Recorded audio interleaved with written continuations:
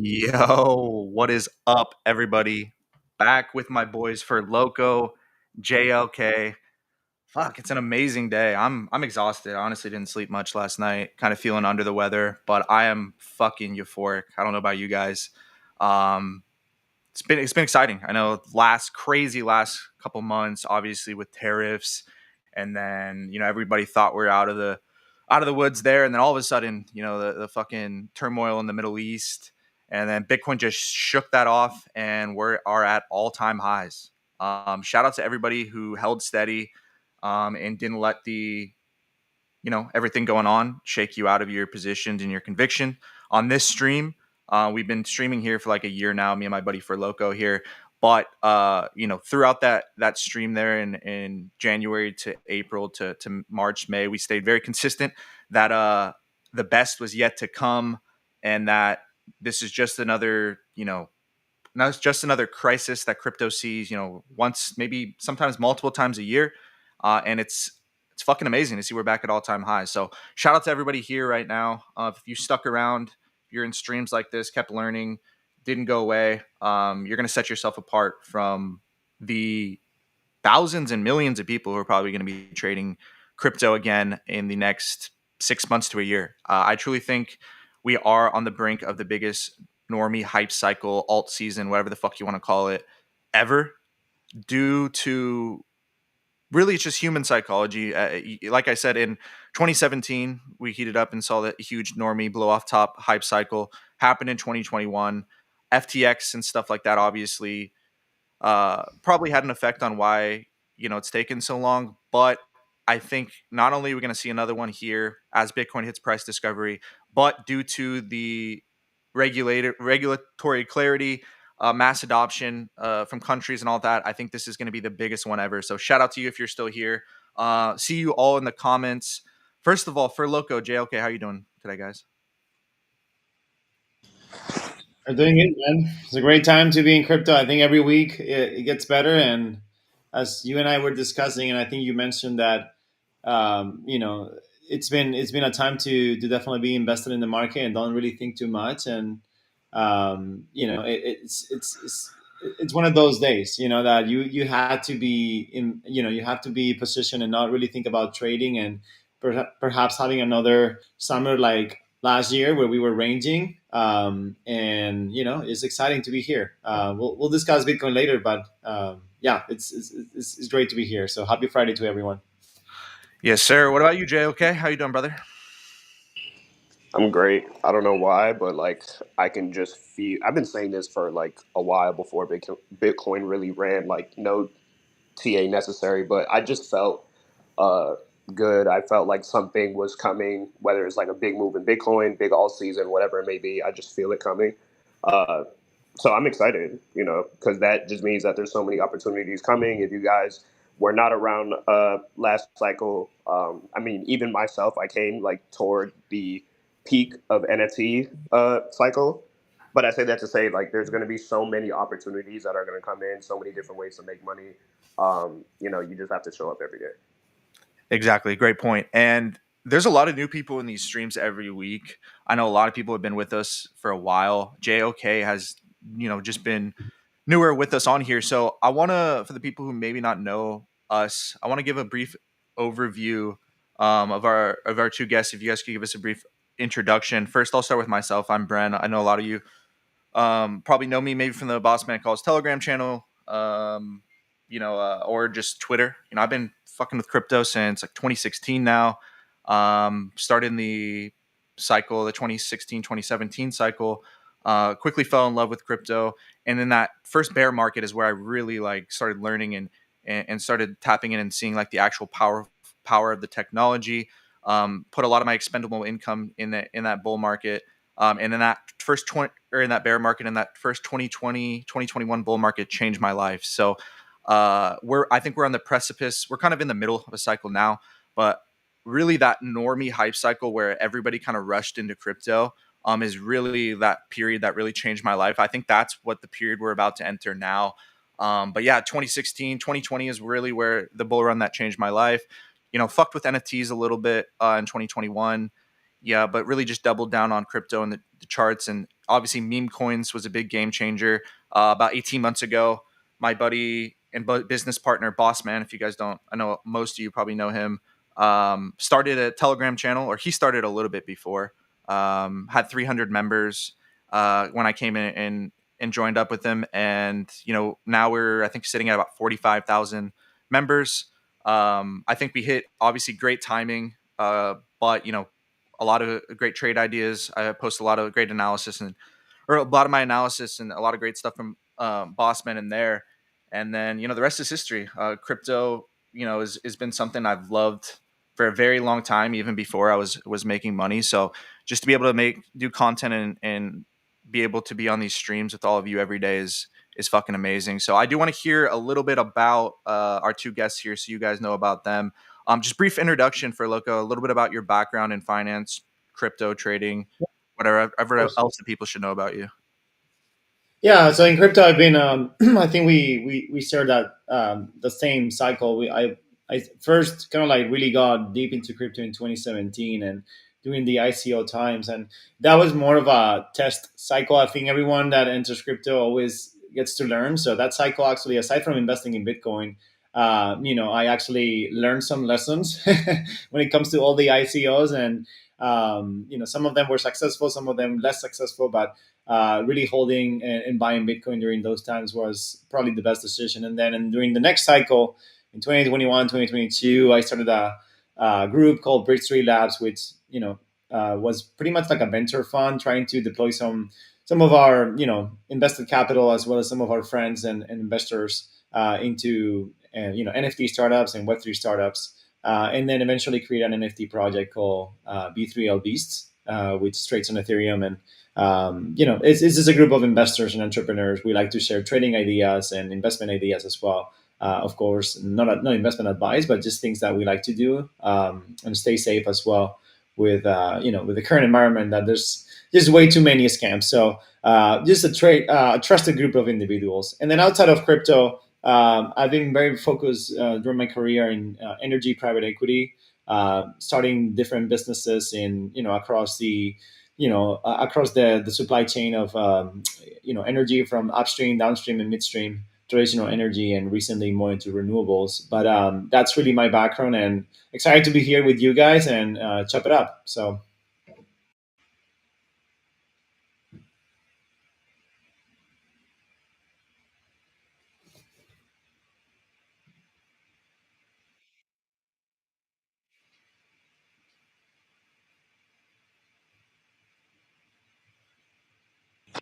Bren, we can't hear you if you're talking.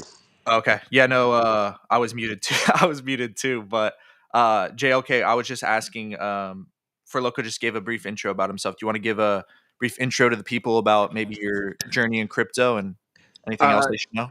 yeah. So I started in TradFi first. I was doing that really mainly options for the most part. I had a friend named Stun. He's a pretty big crypto guy. Has been around for pretty long time. He was trying to force me to get into crypto for a long time.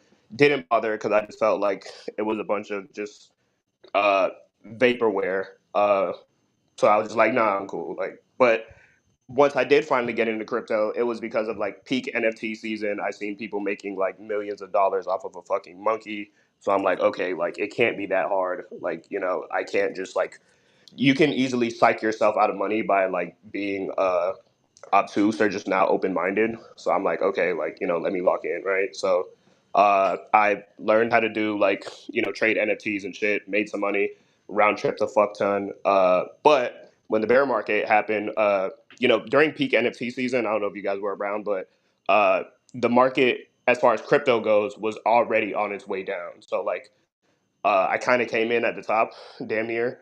Uh, so with that, I basically just stuck around. I was just one of the guys that didn't quit, put my head down, learned how to trade crypto, and shit. Now I'm here. I guess my journey to Solana was I hit Pepe at like maybe 29 mil, and that's what got my start as far as like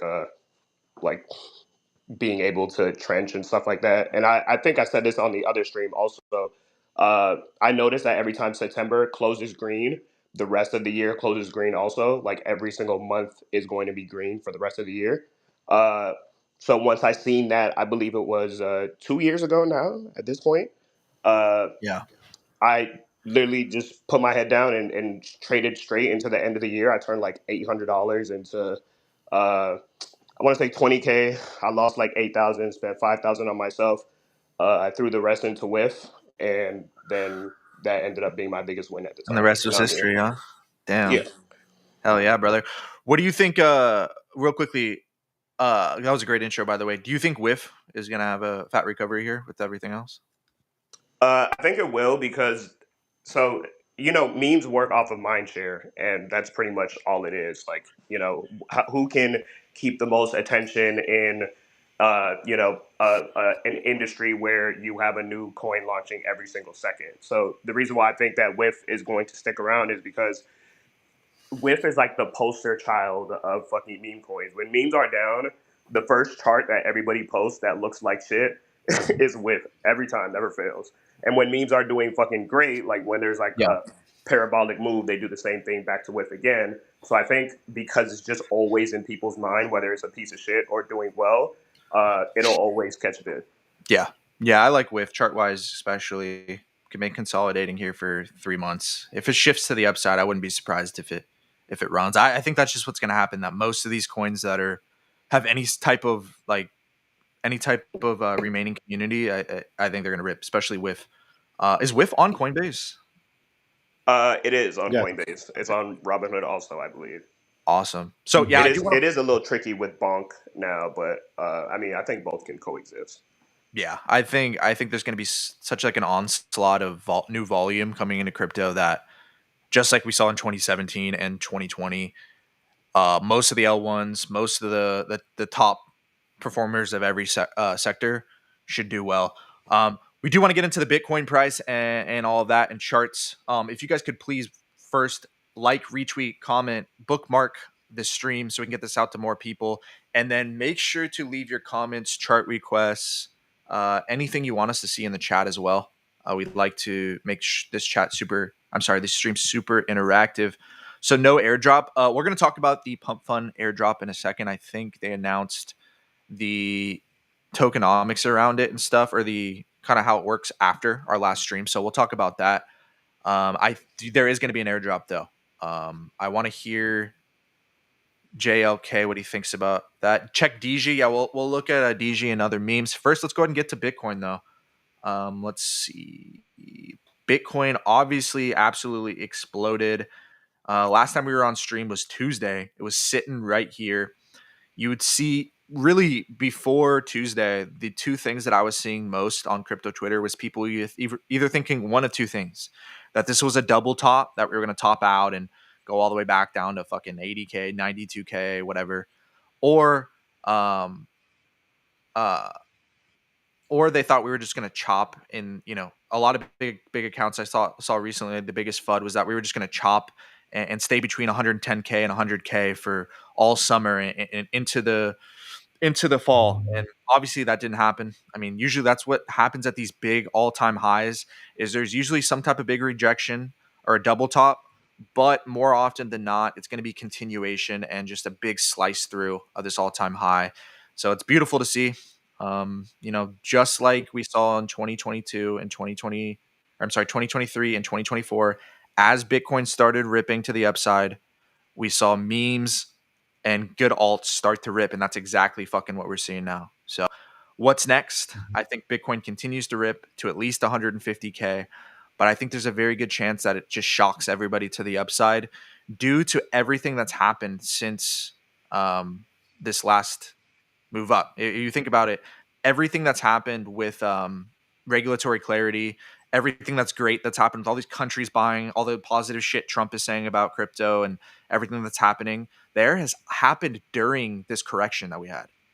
So I think this explosive move is going to have this crazy tailwinds from all this regulatory clarity and everything. And we're going to the next thing we're going to start to see here in the next few weeks or few months is normies or non crypto native people start to come back into the market and really push a lot of these coins up. And I think that is what's going to actually push a full alt season where it's not just going to be memes, but some gaming coins, some RWA, some DeFi are also going to run.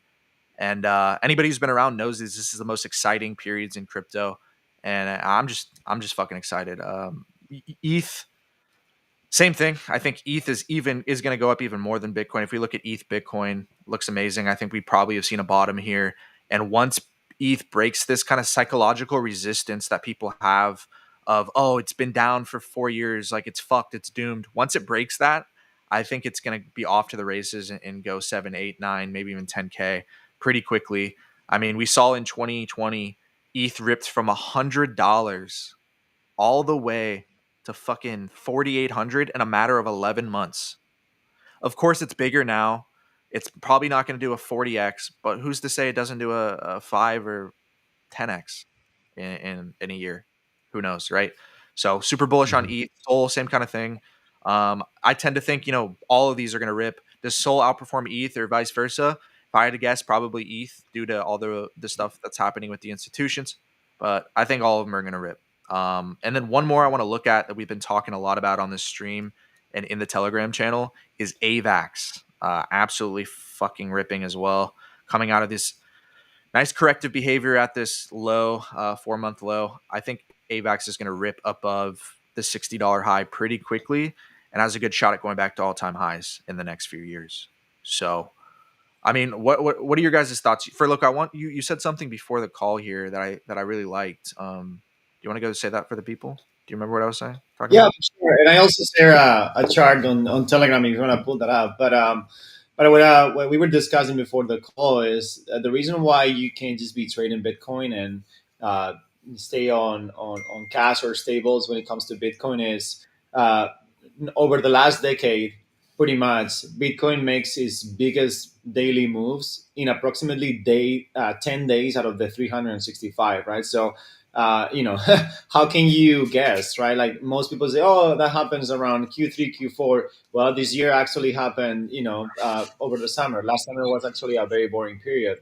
But when you notice when Bitcoin does its biggest daily moves and candles that everyone calls them God candles, it happens just in about 10 days of the whole year, right? So you need to be invested. There's no way you can predict these moves, and the reason why most people don't really make wealth, or they're not able to at least take advantage of this price action, right? Because Bitcoin has been outperforming the S&P close to 200% for the last decade as well, which goes to tell you that the only way to really be able to take advantage of this is being invested. But yeah, the chart I shared, Brand, if you want, we can discuss it a little bit.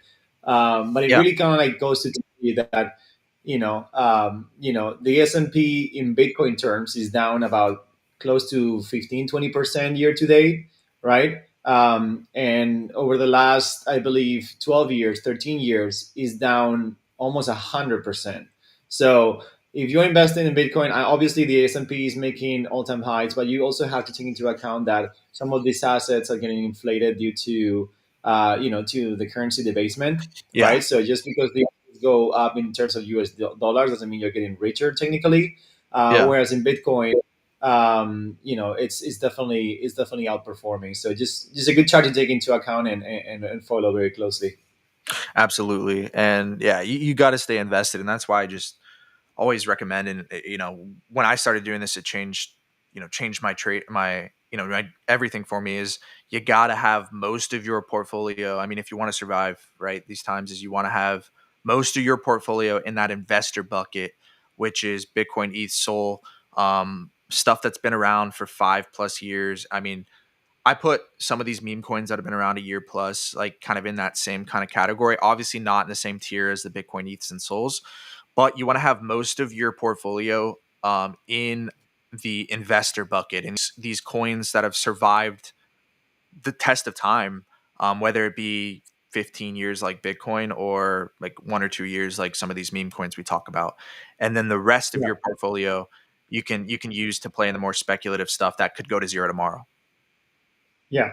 I even think about this stat. I think it's stat is actually very interesting. During bull years, like for instance, like 2021, the top 10 days where Bitcoin made a move, the gains were close to 180%, whereas all the other 355 days combined were either flat or negative.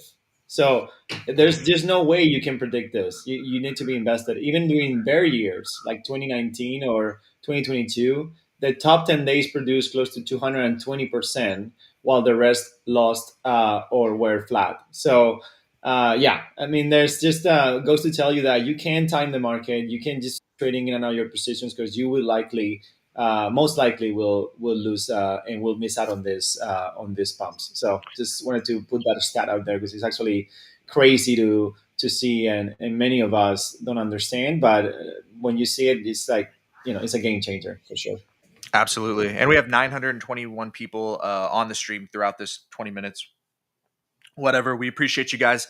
Again, if you could share the stream, like, comment, retweet. We are going to get into memes and the pump fund airdrop here in a second. But Bitcoin on the lower time frames to me is very obviously coiling up. What I like to call a coil up corrective channel. A lot of people call these flags. It's just an obvious corrective behavior, kind of a mini version of what we saw here back in April, where price kind of coils up. It's going down, but it's kind of in a choppy fashion. Usually that points to kind of what I like to call corrective behavior, which usually comes in between these big moves up. So what I see on the lower time frames is just another one of those kind of corrective like structures. Obviously, we could chop for another low or maybe even two lows, but I think very soon here Bitcoin's going to bottom out and keep ripping to the upside, heading back towards that 150K number that I see Bitcoin hitting soon. So yeah, I think all of the Yeah. majors are coiling up, and I think we move higher here shortly. Also, it's important to note that there was a massive amount of liquidations on shorts over the last few days. I can't remember what the number was, but it goes to tell you that you can't just be trading based on what happened the last year or so, and just because we are whatever oversold on the 4 hour time frame or whatever you want to call it. This Some of these metrics and fundamentals don't really matter. You just have to understand that you can't be short on Bitcoin. It's one of the things that I will never do. Is you can perhaps be short on altcoins at certain times, but you can't be short on Bitcoin because you will lose your shirt. And we have seen it over the last few days with billions of liquidations. So now I think Absolutely. it's blue skies ahead, and honestly, we'll see what the ceiling is. But to me, this train doesn't stop anytime soon. Yeah, 100%. And yeah, it looks like we have the biggest liquidation since of the last few years, at least, upwards of 200 million in liquidations.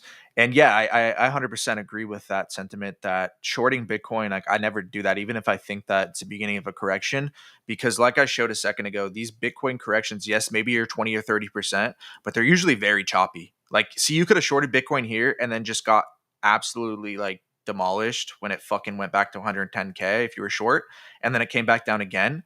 It's because corrections, even if they do make big moves down, they're usually pretty choppy and hard to navigate. So it's just better to just, even if you don't play with leverage, but like just buying the fucking dips. That's just people that buy the dips and remain bullish throughout the times are always the winners, despite what anybody on crypto Twitter might say. But yeah, I think the majors continue to rip here. I want to look at the chat a little bit before we move on to the pump fun stuff. What are you guys looking at this week? Are you excited? What are you guys thinking about what's going on? You think we see a top here? Do you think this is the beginning of a big hype period? Kind of what we saw in 2017, 2020. I want to hear from you guys too. AVAX, yeah, AVAX can hit some insane numbers from here. I think so too. I mean, they two different species, bro. GameFi, yeah. What market cap do you think Pump Fund will get to? That's a great point. We talked about this a bit last week. It's tough with any of these new launches, whether it's an airdrop, a pre-sale, especially when it's an airdrop and a pre-sale together, right, in one. It's really tough to say what it's going to do in the short term. I will say a lot of how airdrops or these big launches do in the short term has a lot to do with the market conditions, kind of how the overall market, Bitcoin, everything is doing when it launches. And I mean, obviously, it has that on its side. Bitcoin's fucking ripping. So I would say if Pump Fund does buybacks plus conditions are good during that time, I think it's probably going to rip, just like Hyperliquid probably did. It's going to open at what I believe is a 4 billion valuation, right? Well, yeah, I have some thoughts about it. I don't know, but it's currently trading at 5.5 billion pre TGE on Interesting. Hyperliquid. Yeah, 5.3 billion actually. That's how it's trading right now on Hyperliquid. Interesting. But Yeah, I think I want to honestly, hear I your don't thoughts. even know I how. want to hear. I want to hear your thoughts on it real quick. But before I forget, yeah, I think it's. I think it. I think if it launches into good conditions, plus they do some type of buybacks, I wouldn't be surprised if it rips. Do I like it at 5 billion, like Loco said? To a great risk to reward to throw like a six figures in there. Not really, because at that valuation, I think there's a bunch of other stuff that I like more to throw more money in. But to me, I'm a believer in coins that have great operators and their ability to create partnerships and do all that. And Pump Fund has all the money in the world to do that. So I'm bullish long term. Short term, kind of a question mark. I'm kind of leaning towards it going up because of the conditions, but very long term, very bullish on Pump Fund long term, and especially if they're able to kind of make waves in the streaming game. But what do you think, for logo? Well, I think there's a few things here, right? Like honestly, as you mentioned, they couldn't have chosen a better time. I think they actually announced it before we kind of like had this pump, so time has really aligned for them. When I looked at the vision that Alan, their founder, was sharing, I don't know how much I can really relate to it, or I see that they could be successful when it comes to the social media aspect of it, or like the social part of it, comparing themselves to potentially being bigger than Facebook back in the days. I mean, I think there's definitely a very aggressive and interesting view.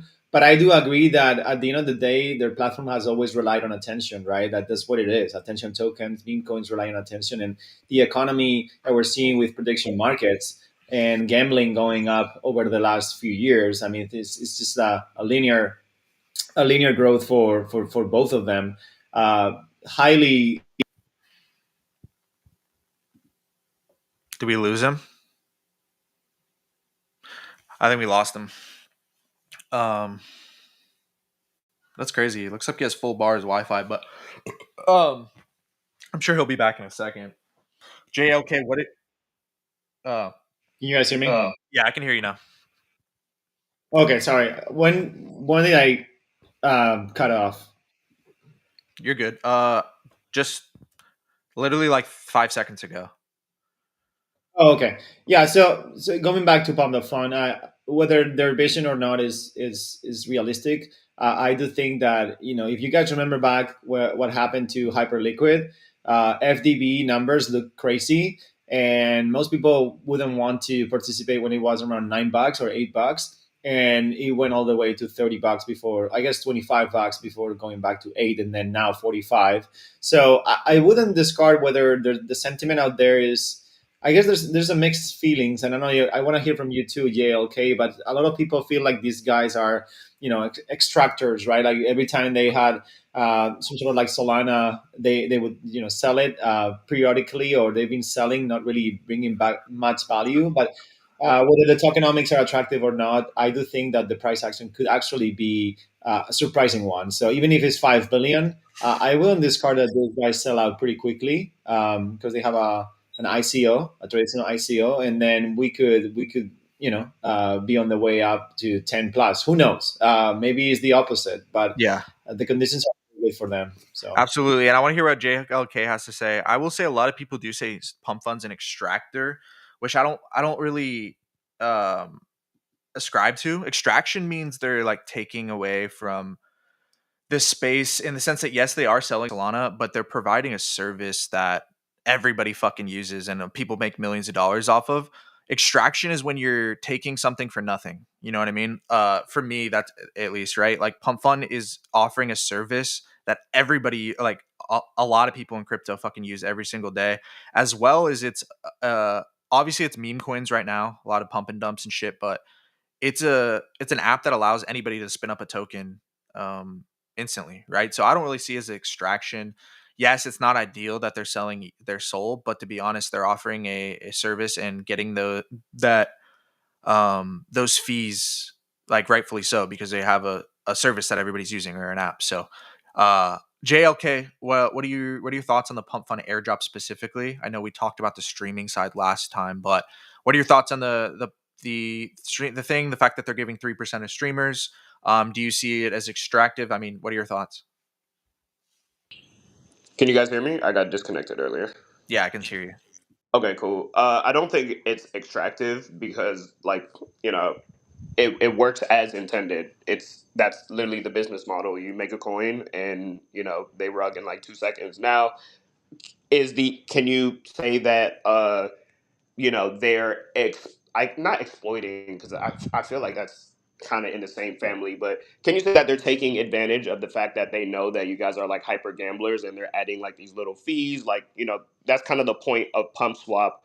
The liquidity on pump swap is awful, so like coins P&D a lot faster, so like coins are being pumped out faster, they're pumping and dying a lot faster. It's just a flywheel, so it works as intended. uh, but yeah, I don't think it's extractive, because if you don't like it, don't use it. And that's kind of where Bonk Fund comes in. So no, I don't think it's extractive. As far as Pump Fund itself, I think that as for the airdrop, and we talked about this a little bit on stream prior. I think that they're going to prioritize live streaming a lot more than anything else, simply because, like I said, I think that streamers are the new athletes, the new rappers. These are what people are looking up to. I just took when we did our last stream, I was on vacation with my nephew in Orlando, and I shared a room with him, and he spent the whole fucking night until like 6 a.m. in the morning just watching different streamers and YouTubers game and shit like that. And I don't get it, but the kids get it. So my point is that, like, they're trying to cater to those guys, that crowd, those kids.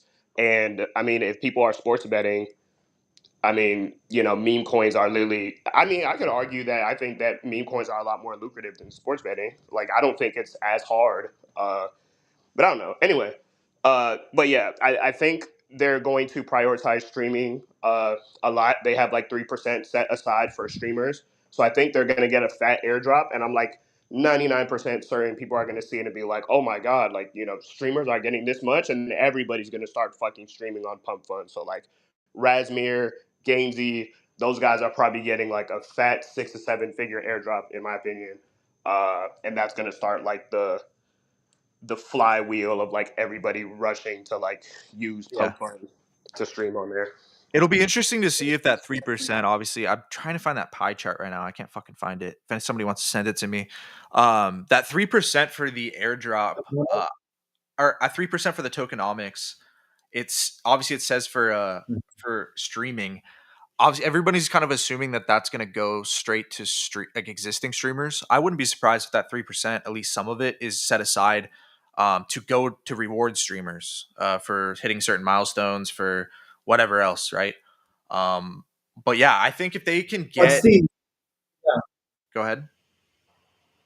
I was gonna say on that 3%, is there a linear vesting or is it just like on the first day? Well, I don't know. That's just a tokenomics. It literally just says streamers. So you probably have to read. I don't know if they have a white paper or like whatever else reading into exactly where Right, that goes right, right. down. For instance, like the team has 20% allocated, but they can't. They're not gonna have the Yeah, twenty that percent on shit's the first day. vested. There's no way that you can- Yeah, a lot Yeah, of that's vested. Even the pre-sale that people are entering is vested. I think for at least the first ceiling or the first cliff is 3 months, I believe. Um, but yeah, I wonder to see if that 3% is going to go straight to streamers, or they just probably set it aside to reward streamers over time. But just like JLK said, I do think the tokenization model for streaming, creator capital markets, whatever, is super interesting, and I do think it's the future of the world we're heading into. I remember back in 2020, people were making the example of eventually you'll be able to buy a coin that represents like Taylor Swift or one of these celebrities where you're going to be able to invest in the upside of whatever upside they have. And back then there was this app, I forgot, forgot what it was called, where you could buy in. It was like the first SocialFi app where you could buy in to Was these it people. Friendtech? Friendtech. Oh no, before Friendtech, but Friendtech was another one. You could buy. It was just straight buying shares of like whatever people's Twitter's accounts. Um, but I mean, I think that's a manifestation of that finally happening. It's kind of in the meme coin form, whatever. I think obviously the big celebrities that might be years off, but I think being able to have upside in early creators' career is going to be a thing in both music with NFTs. I remember Gary Vee, kind of setting out this vision in 2021 where eventually musicians will be able to, instead of having to give away 80% of their upside to these labels, when they're already creating buzz for themselves anyway through social media, they'll be able to raise money directly from their fans, giving them a digital collectible, access to different things, as well as the laws probably aren't there for this yet, but as well eventually give their early supporters like upside in their royalties, like give them future like percentage in their career. And I think that's going to be a thing. Who knows how long that's going to be off, but I think this streaming thing, whether Pump Fund pulls it off or it's Kick or somebody else, I think it's going to happen. And whether it's something that lasts long term or it's just a phase, I could see 6 months from now, crypto is fucking booming again. And you see just random average kids going on Pump Fund, kind of doing what the crazy shit they were doing last year. Hopefully not as fucking nuts. But I could see it being a yeah. big thing for average people going on Pump Fund to try to start a coin and get rich. And somebody said it, I think somebody on FOMO Hour with Farouk and them, they said all it would take is one of these streamers to fucking blow up and do something crazy, and that pump fund model is gonna go nuts. So I'm super bullish on creator capital markets, whatever. And I think it's this streaming model is probably gonna take off at some point.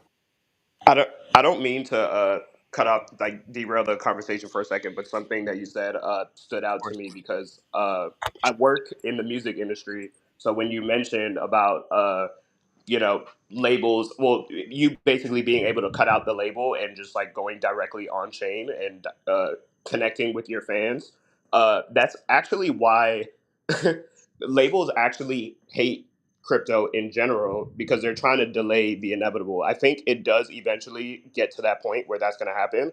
uh, and that's a whole, it gets super deep, but like they've been trying everything that they can to basically not make that happen, simply because it removes a lot of the money from the label and gives more power to the artist, if that makes sense.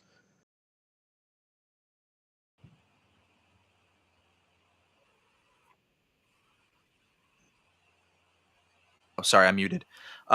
I was saying you're already seeing a lot of the labels. I think at least back in 2021 when NFTs were hopping off, like starting to already get ahead of it. Like you saw, like Snoop. Obviously, he's more independent, but he got like Death Row to put all like the music NFT wise and stuff like that. Like I think labels would try to get ahead of it. But I just want to watch this quick clip really quick to kind of go over that concept I was talking about with music NFTs.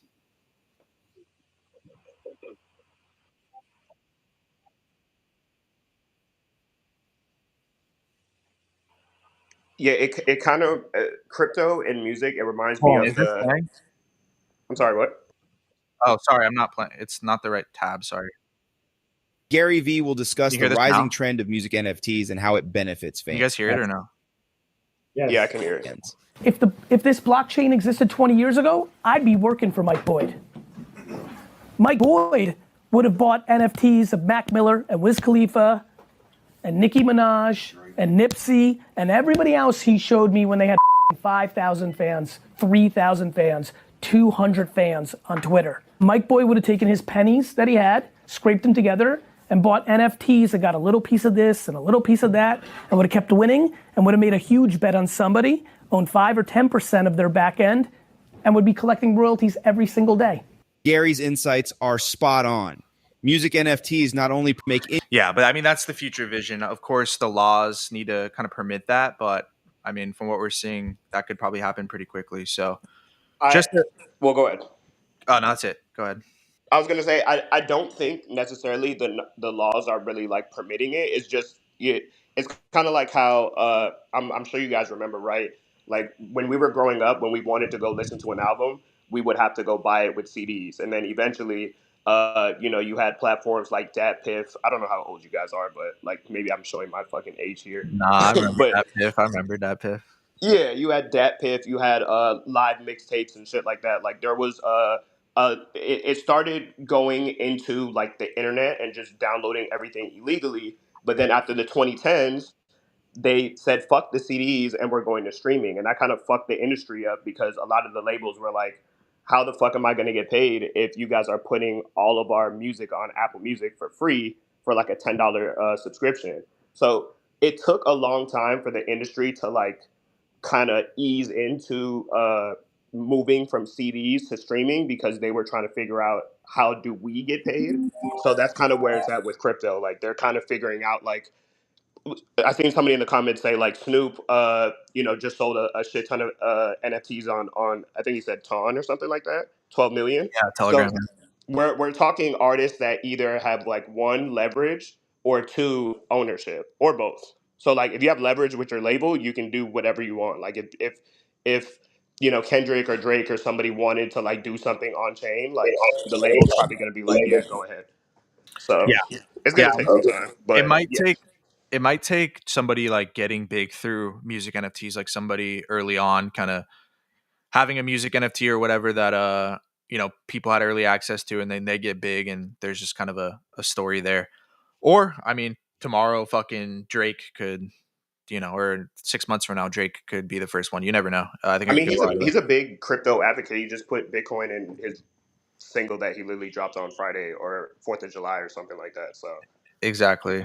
I think this stuff is just going to become more and more normalized, and it won't be, especially with the NFTs, it's a little bit different. I mean, launching a full-on fungible coin is like definitely a big thing because it could easily go down 80% like Trump has.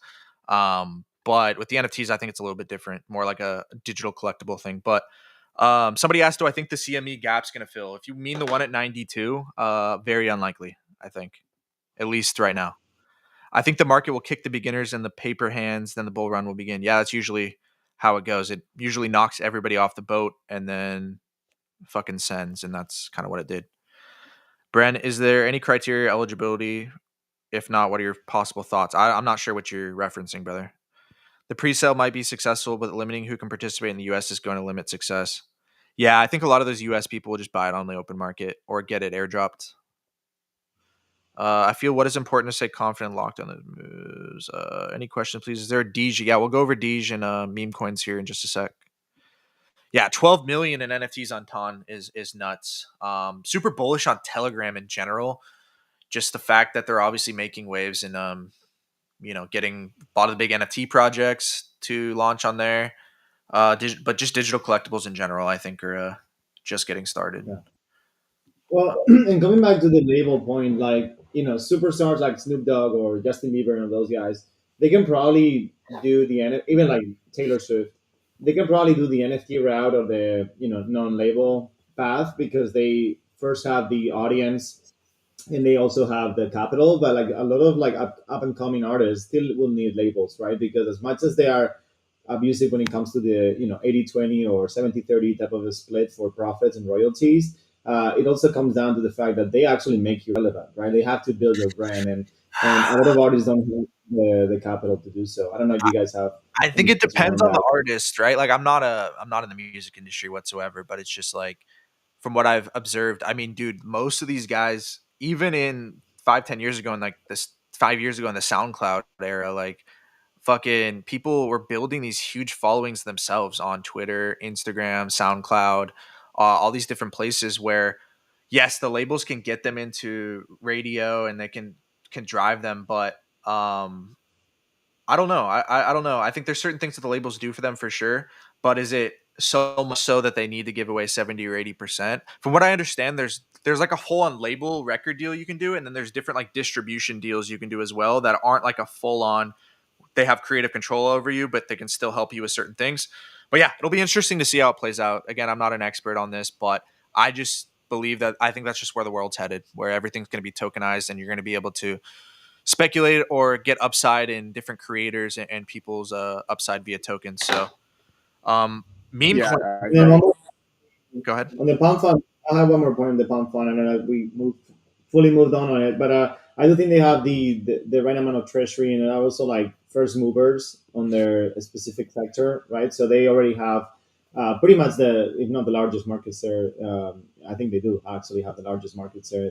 Also the biggest kind of like mind share in the space, and then they're they have a super healthy treasury. So whatever they want to do, unless they really execute badly, I think they'll be successful. So I'm gonna go ahead and take a contrarian bet on Pump Fund, and I think either if we see maybe a little bit of a sellout at the beginning, I think it's gonna trend upwards, just because who wouldn't like actually invest in a portion of if you think they're going to be either buying back tokens or rewarding users and streamers. Who wouldn't want to invest in a startup, the most successful startup in history that made over 900 million in revenue in 12 months, right? So it's one of those things. Like obviously, Hyperliquid was so well regarded because they really treated their traders very well and users since the beginning.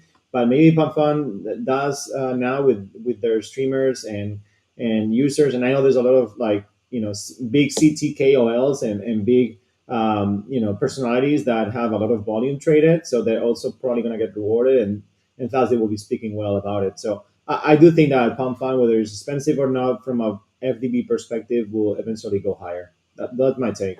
But willing to hear you guys' take, and if it doesn't sound even like realistic, hoping to hear your thoughts as well. Yeah. Like I said, I think out of the gate, who knows?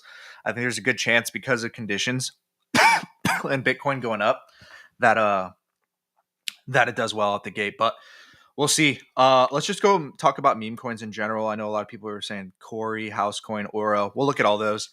But meme coins freaking ripping, just like 23, 24. Like I said, every time Bitcoin moves up here, the meme coins just start to rip. We got SPX, obviously kind of leading the pack even before, like a few weeks ago, but now ripping up again, hitting a new all-time high. I see these coins like SPX, Giga, Mog, the ones that have been around a year plus, who have survived these corrections before. I think not only are they going to hit 3 billion, but because of their supply distribution and time in the game and everything, are going to hit 5, 7, 10 plus billion. So I still think there's a ton of upside. I think the biggest gauge that anybody should be looking at, if you want to look at, oh, are we getting overheated? Are we getting close to like a cycle top? Is how strong crypto is being talked about in the general public. When things are getting overheated, where we might be coming up on a euphoric top. If everybody's trading crypto, everybody's telling you that Bitcoin's going to go to 300, 500K, or everybody's trying to get rich off of meme coins, that's the time to really start taking some profits, start to get a little bit more risk off. But as you can see here, we're not anywhere close to that yet. I think we're going to start to see that in the next few weeks. But with that being said, I think these meme coins like SPX, Giga, Mog, Fartcoin, FWOG, Bitcoin, Housecoin, all these other ones have a ton of fucking upside due to how little normies and the general public are in these things yet. So SPX, obviously, I think right now the biggest bang for your buck in these kind of category of coins I'm talking about is Giga.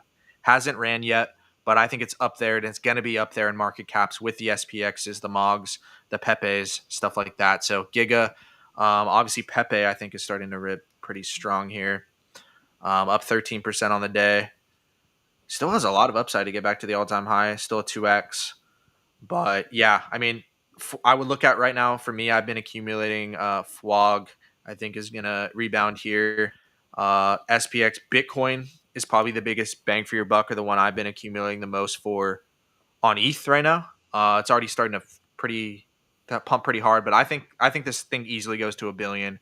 Probably the biggest sleeper to go to multiple billions, which I mean would be a 10 or 20x from here. And again, it just comes down to how little hype and euphoria is there yet. Of course, you're going to see people euphoric on the timeline, but that's like an echo chamber. I'm talking about the general public, like people, your cousins, your fucking friends from high school. We haven't seen anything yet in that regard. So, um, yeah, I mean, what have you, JLK? I know you said. Let's hear from you first. I know you said you've been buying some more of the flavor of the week stuff. I mean, what have you been up to the last few weeks in general? Have you been, flavor of the week stuff? Have you been buying anything else? Yeah. So I seen somebody in the comments say the best risk reward right now is on the Bonk Launchpad. I tend to agree solely because, well, to be fair, I'm 50-50 on it. I think it's true, and I don't think it's true at the same time. I'll give you the first point. I think it's true because Uni PCs is kind of like the new main character right now. He's been somebody who's been like killing it silently. Bonk guy, for those who don't know who I'm talking about. Uh, and he's actively supporting Bonk Eco coins because obviously that flywheel supports Bonk, which is his biggest long ever, right? So he's supporting a lot of the coins. That's the main reason why Corey pumped the way it did, solely because of him, and obviously the narrative behind it. But those guys are driving these coins now. Me, I kind of like to be like an outliner. Like sometimes, like you can follow the crowd and make a lot of money. Like for example, like there was a time where everybody on your timeline was talking about Whiff, and they were like, "Oh, this is a scam because everybody's talking about it. Your KOL exit liquidity." I top blasted and wrote it all the way to $5. So it's like, imagine if I listened to like the small group that was like, "Ah, no, your exit liquidity," and I didn't buy Whiff, I would probably be in a whole different situation. Now, I do like to be the outliner sometimes because I think that because everybody, like I'm talking everybody right now is on Bonk Fund right now. I think there's a lot of discounts on Pump Fund memes because I mean, respectfully, Alon doesn't really support the eco as far as like the good coins. So there's a lot of underlooked coins. There's a lot of coins that are not getting that attention. And you mentioned like Housecoin earlier, and a few others. Like, there's going to be a coin on Pump Fund that, or not on Pump Fund, but I think maybe this sounds bad, but I think the winners are already chosen. Like all the coins that are out right now, the coin that's going to melt faces and make generational wealth, I think it's already been launched and it's just a discovery away. So yeah, I think the best opportunities are actually on Pump right now, simply because everybody's more so focused on like Bonk Eco stuff and just chasing the high. I like that. Zig when they zag. Deje, somebody asked about DJ. Yeah, so it looks pretty strong. Looks to be corrective on the lower time frames over the last 3 or 4 days. With all these fucking the strong conditions, I would not be surprised to see this continue to rip. I bought some down around here a couple days ago, so I'm still holding my bag. But yeah, for me, the last 3 months, really, the last 4 months have just been consisting of me accumulating a few things. Really, those meme coins, the SPX, Giga, Mog, FWOG, Fartcoin, Ticker, Bitcoin, Lock In. To me, I think this just was like the biggest sweet spot in crypto in general.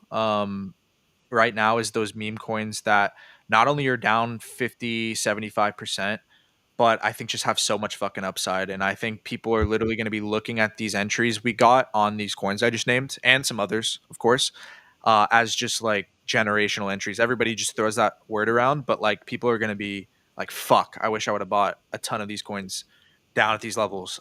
Because I think a lot of them, even from here, are going 5, 10, 20x plus. And I know that sounds crazy, but it's just, you gotta understand where we're at right now again, of how much upside we have to go as far as people and volume and stuff to come in. So yeah, I've been like I said, accumulating mostly those meme coins, but also the AVAXs, XRPs, Doge, a lot of this stuff that I know, or I think is a lot of the Uniswap, a lot of the DeFi stuff, a lot of the DeFi stuff that hasn't ran a few years, because I know that's the stuff along with these meme coins that are gonna do really well once the normies start to come in.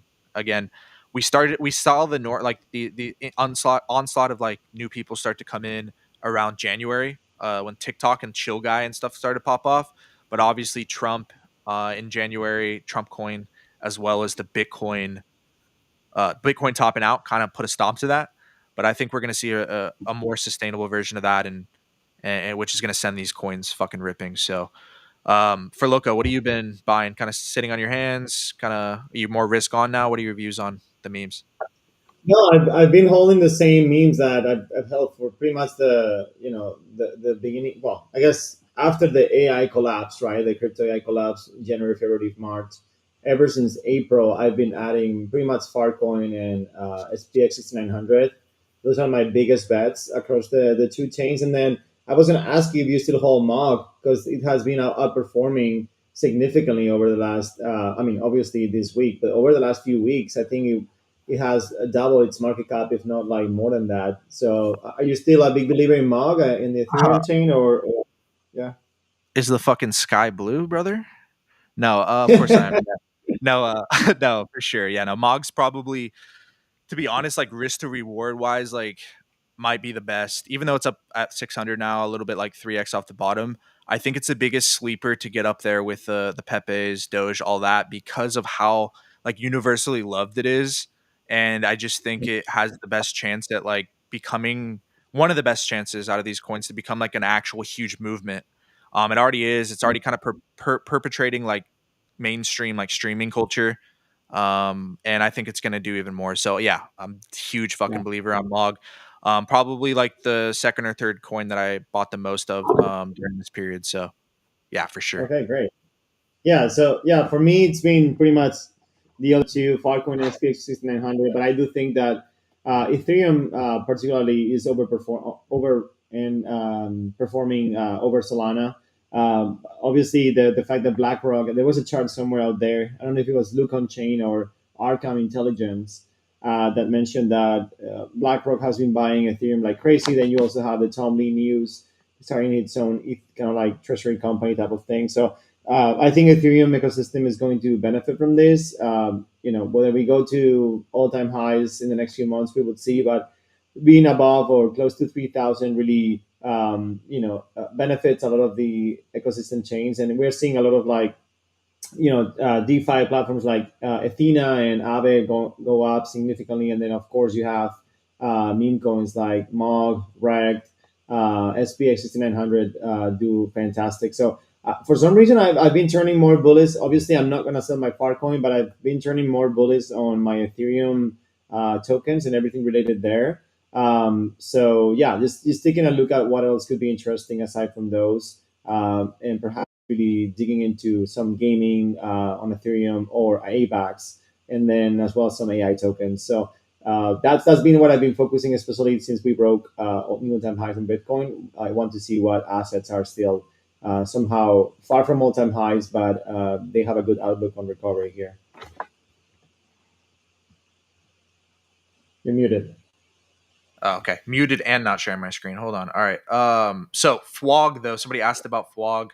Yeah, great points though. I think ETH, gaming and on AVAX as well. I think that's, who knows how far it's off. It could, a game could launch tomorrow, a Web3 game that pops off, or it could be a little bit further off. But yeah, no, I agree. I think the gaming stuff is something stuff to look at right now that might even lag behind a lot of other stuff. But Flog, Somebody asked about FWOG. Yeah, I really like FWOG chart wise, especially with this consolidation of 3 months. I think it very likely probably even bottomed out here about 2-3 weeks of consolidation, the last few weeks as well. I think it probably very likely is bottomed with everything else. And the biggest test and really where you'll see, okay, we're fucking back is when it breaks above 12 cents there, above this consolidation high. But I'm a believer that I do think FWOG it has a great shot at getting back, probably to very likely to all-time highs and beyond.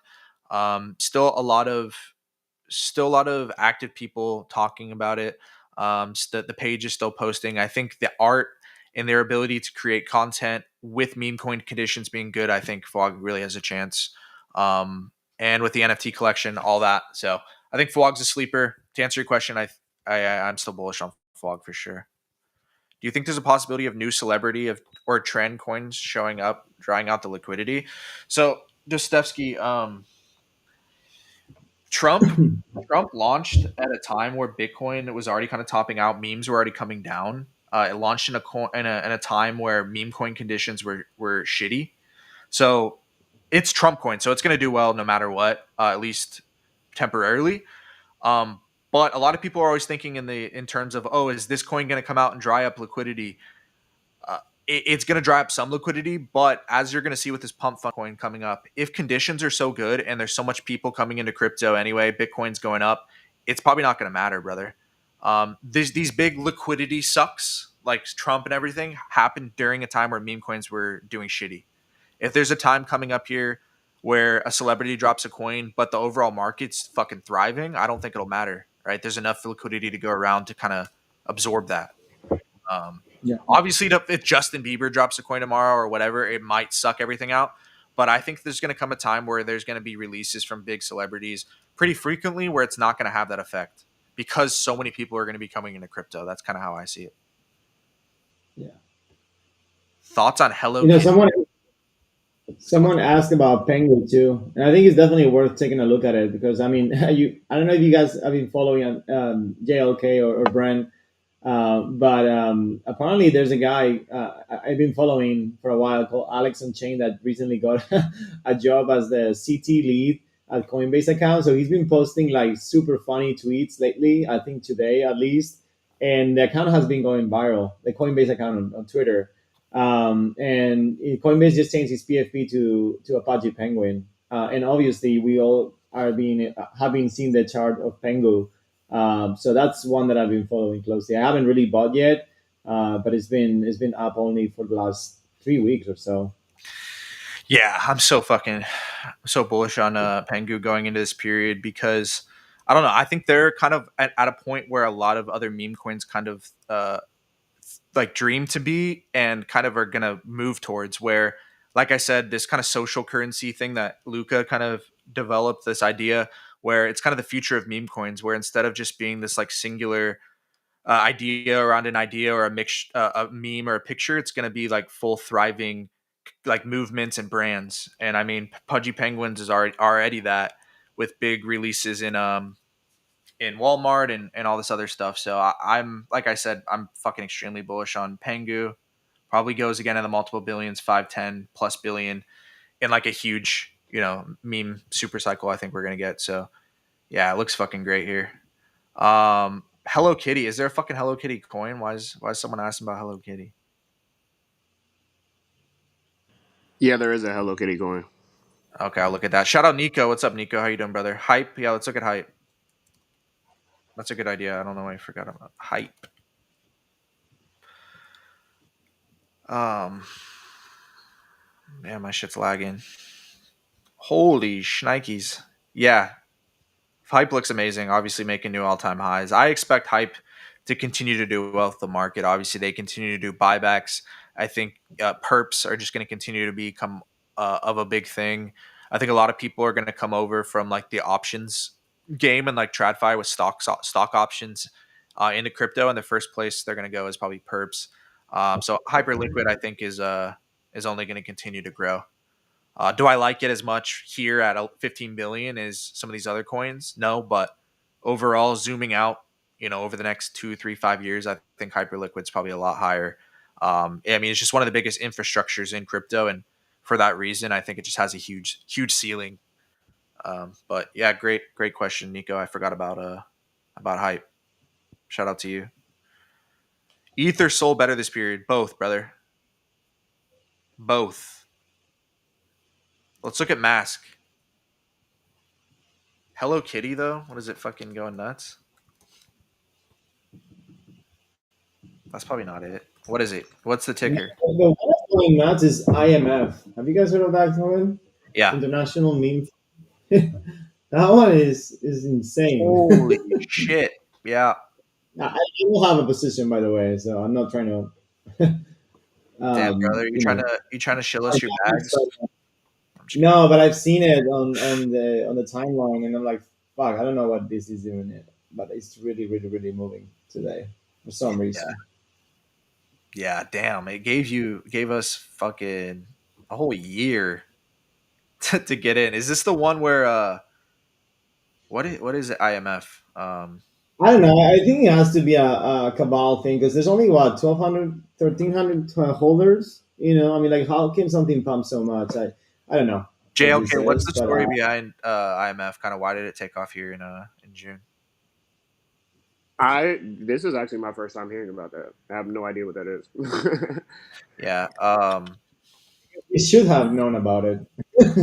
I know. I remember hearing about it before, but about when it first launched, like last year. But um, yeah, I don't know. Obviously, there's probably something that kind of kicked it off, but yeah, that is the super fucking impulsive, and that's what you want to see. If we're gonna be going into a huge meme season, is coins fucking just looking like this. So, um, As a candle, we need them Farcon, but yeah, obviously this is a 60 million market cap, so can't compare. I one that heard I that go ahead. Sorry, The Trump army was buying a ton of Trump, right? Justin Justin Sun. Sun. Yep. Yeah. Yeah, Justin Sun coin, 100 million. A lot of people are speculating it's because Justin is like being investigated for stuff by the SEC. But yeah, I think he pledged to buy 100 million of Trump coin, which is a good segue because I like I was saying, I think that's one of the most slept on coins right now is Trump coin. Talked about it on the last stream. First of all, put out a tweet here yesterday or 2 days ago talking about, call me absolutely crazy. I think Trump rips here. And then my boy Kaleo, which if you guys aren't following Kaleo, I don't know what the fuck you're doing. One of the first few people I followed on Twitter, huge inspiration to me. He's a super smart guy. I learned so much from him. He retweeted and said, honestly, just copy traded Bren. Shout out to him. He didn't have to do this. The shout out, it's always fucking cool. But yeah, I a lot of what Kaleo's saying here, I agree with for sure. I think Trump really just comes down to meme coin, core communities, their ability to create viral content, have big movements or create big partnerships or stuff that gets people talking, right? Creates news headlines, stuff like that. And nobody on planet Earth or no meme coin team on planet Earth has the ability to do that more than Trump token. Obviously, you saw it with that dinner, which again happened in shitty meme conditions. Conditions are everything. But all they'd have to do is a few dinners, bigger things like that to really get it going. And I could see Trump not only going up, but getting past that, getting back to all time highs. Because again, strong meme coin conditions with everything Trump is doing, has a positive favor in crypto and the stock markets. I could just see it being the perfect storm for Trump to just absolutely go fucking nuts. Right now, at 2 billion market cap, but I think, in 6 months from now, if we're in the middle of a huge Normie hype cycle, I think Trump on Coinbase and Robinhood and all these other places is one of the first coins that people buy. What do you guys think? No, I'm with you 100%. I've always emphasized that mind share at the end of the day is like what drives these coins. There's nobody bigger on the planet than Trump himself. I guess the only thing that you would have to worry about is like the whole unlocking thing, which I haven't even looked into. But I think regardless, if we really do, which I do, think that we get this like peak normie super cycle where, because like look at coins like XRP, like that's retail strength. Like when you see coins like that are ripping, you know something's coming. So and then I think that's a good indicator of alts ripping as far as like retail interest is XRP, and I think for on-chain interest is Trump coin. So I definitely would get a bag if you don't have one because I just think it's so bottomed out. It's made a strong move off the bottom. We talked about it, I think, the very first stream I was on about how undervalued it was, and ironically, like that was literally the fucking generational bottom, or potentially the generational bottom. So Yeah, I think you the guys risk are reward welcome. here makes sense. Yeah, thank us later for sure. But fucking the yeah, no, I agree, 100%. I think Said the I Trump hype is gone. The market follows the trend.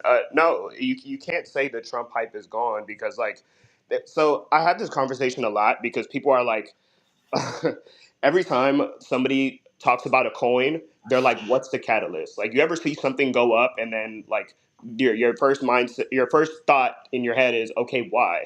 But sometimes things just go up because they do. There's just more buyers and sellers. So it's like, Trump coin will always have the attention regardless because he's literally the fucking leader of the free world. Like you yeah. can't get rid of him. Yeah, I can just see it now. Like we're at, 6 months from now, Bitcoin's at 173K. Meme coins are ripping, and Trump, talks about multiple times, probably every day, about how his meme coin is fucking dominating. It's just inevitable. I don't know. I just think Trump coin's gonna go fucking nuts. So great point though. I would say the Trump hype is gone. I mean, you just got to look at what happens every fucking time Bitcoin comes out of these big corrections. The coins that have been around and the great coins and the great communities always rip, even if they're don't have the quote unquote attention on them. The flavor of the day attention is just, it's fleeting. You can catch some good pumps from it, but I think the most viable way to build wealth in crypto is buying and holding. Despite what everybody else will tell you, on crypto Twitter, daily runner narrative, pump funds, all that stuff's fun and great, and there's a place for it. But everybody that I know who's successful in crypto long term, I mean, most people, again, it's because they buy and held great assets, whether it's crypto, great meme coins, whatever it may be. So, what are Keep your clicking as a ploy to get you to lose all your money. yeah? You got to see most of the people that do talk about that is because they're, I don't know. It's just not that they have something to sell you, but it's more so that, I don't know. It's just something to talk about on stream, and it's just like this kind of regurgitated thing that people think that's the only way to make it when it's really quite the opposite. Yeah, Uh, I had a friend of mine. He he is like the literal definition of like keep clicking mentality. He finds all the new launches. Like he's kind of like my ear to the, I guess my ear to the streets because like I'm not in pump fund like buying the new launches and shit. So like he'll kind of just show me a bunch of shit and I'll buy what I see interest in. And actually, ironically, we talked about this the first stream. So I think you guys put the circle meme, like just a circle, on stream, and I was like, oh, I own that one, and I bought it because of him. Anyway, he's took like 100 million losses, like not even exaggerating. However, the one meme that went crazy was that one. So I guess Circle came out and they were like, they tried to DMCA strike down the Just a Circle meme, and Bonk Guy posted about it, and it went from like 400K market cap to like 15 mil instantly, like 10 minutes. And I think he had like 4% from just averaging down over and over. And he made like 300K or something like that and cashed the fuck out. And I was telling him, because my first advice to you is because like 99.9% of you will not get that lucky. Like most of you guys will zero out. And that's why like you see this, you you ever wonder why crypto Twitter is so miserable? Is because these people have been around for fucking multiple cycles and have not gotten it right. And the people that are a lot happier are the people that have, just made money cycle to cycle and just learning more as they go, because this is your job at the end of the day, right? So my first advice to him, because he already took like a loss like immediately after that, not a big loss, but like, small loss, whatever, is take that money and fucking run, because not everybody gets that lucky. Like, buy the the biggest coins, the more established ones. Giga, Mog is doing really well. As long as ETH does well, Mog is kind of like, in my opinion, like right behind SPX, like the leader over there. So ticker Bitcoin, etc. Like, there's so many coins that you could rotate that money into. Or at the end of the day, and this is something that I wish that I knew, because I've had a 1.3 million P&L maybe like twice, and my immediate thought was, okay, like cash out, and then what other memes am I going to rotate this into, when I should have been fucking buying Bitcoin. So that's another thing. Like, if you're hitting these big wins, go buy Bitcoin. Like, that's the one thing that's guaranteed to go up For indefinitely. sure. No, I would definitely advise anybody taking partial profits, which you definitely should be on the way up here. Take profits either into Bitcoin, ETH, Sol stables, not back in other memes, or not right back into, At especially least not flavor of the day meme. That's for damn sure. exactly. Yeah, it's just like this. It's essentially just like doubling up, just like continuing to roll on the fucking roulette table, right? Continuing to bet. Were you able to find? Oh yeah, somebody asked about Tron. How the fuck did I not realize Tron is already up 2x above his 2021 high? Say what you want about Justin, son, but bro can create a continued flow like upside for his coin. Pretty Yeah, crazy. he puts his money where his mouth is. He's like the degenerate. I gotta respect it. Yeah. Yeah, he's the degenerate. No, he's definitely obviously say what you want, maybe like some of the shit he done, whatever, but obviously he knows what he's doing. Smart guy. I wanna praise him or anything, but obviously that's insane to see Tron that high. Kitty, what is Tron on the overall crypto market cap list then? It must be doing pretty fucking good. I think Uh, the ticker is Kitty though. It's not. yeah. Yeah, that's We'll it. look at we'll look at Kitty. Tron though, fucking number 9 is insane. Wow. It is at $28 billion. Right below Doge. This shit's gonna flip Doge. This shit might flip USDC. But yeah, asking about Kitty. Let me go and look at that for you. Hello Kitty. So yeah, down. I'm sure we probably had a bunch of Hello Kitties over the time. I'm surprised one of them hasn't been sustainable. So again, this thing launched. Okay, it's like a month old. I don't know anything about the strength of the community or anything like that, but just straight chart wise, even though this is pretty big correction, what is it, down 75%? This does look very corrective in nature. Whereas a lot of these coins that are just straight pump and dumps, you see them, they're just straight, they peak usually after some consolidation, and it's just straight red candles down. This one at least is a little bit choppy and corrective in nature. So I would say whoever asked this, who is it? Fucking Edsel Anderson. Shout out to you. Great. Thanks for the request. But I would say if you have conviction in Hello Kitty, like that you think it's a good community that's making good content, the dev or whatever is like sticking around or whatever, you think the other things other than the chart work out, I would say, or check out, I would say that this chart looks very corrective, especially with the consolidation amongst the last 7 days at the bottom. I would say it looks pretty good. And if you think this would be the time to invest, if you think the other things are more of a long-term coin, right? So I don't know how I feel about coins necessarily that are around just specific figures or characters. Hello Kitty is obviously a massive IP, um, but obviously anything's possible. So I hope you do very well in this though. Like I said, chart looks pretty decent, and usually when these corrective channels happen, they'll at least kind of pop up out of them. And if it closes above this bounce high here at about probably 2x higher, just to be safe, like 75% higher, then it's a good chance it goes back to all-time highs. Yeah, normies are coming. Summit on AVAX. Yeah, I'll look at Summit. Been on it since day 2, just watching y'all and learning. Shout out to you, Edsel. Appreciate you, brother. I'm trying to think. I had some other things marked out here. Coal Scan came out this week, which obviously went fucking nuts. Because Pump Fun announced that they're putting out, or that they bought Coal Scan, right? And obviously, this is this like an actual token belonging to the app, right? Or is this a meme coin version?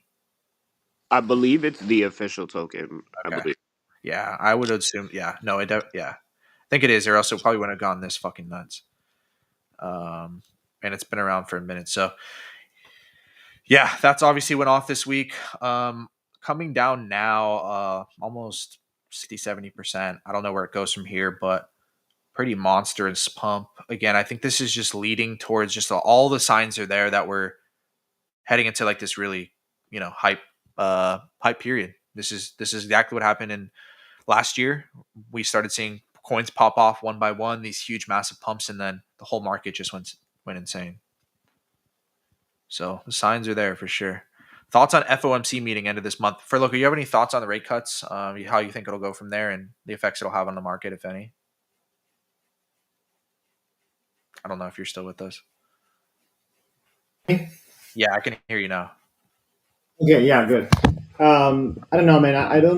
I'm not sure there's going to be any rate cuts in July, especially with markets hitting all-time highs. And although there were some thoughts that I don't know, can we see the poly market? Because poly market to me is like even better than Calci about the percentage of, I guess, the probability of rate cuts.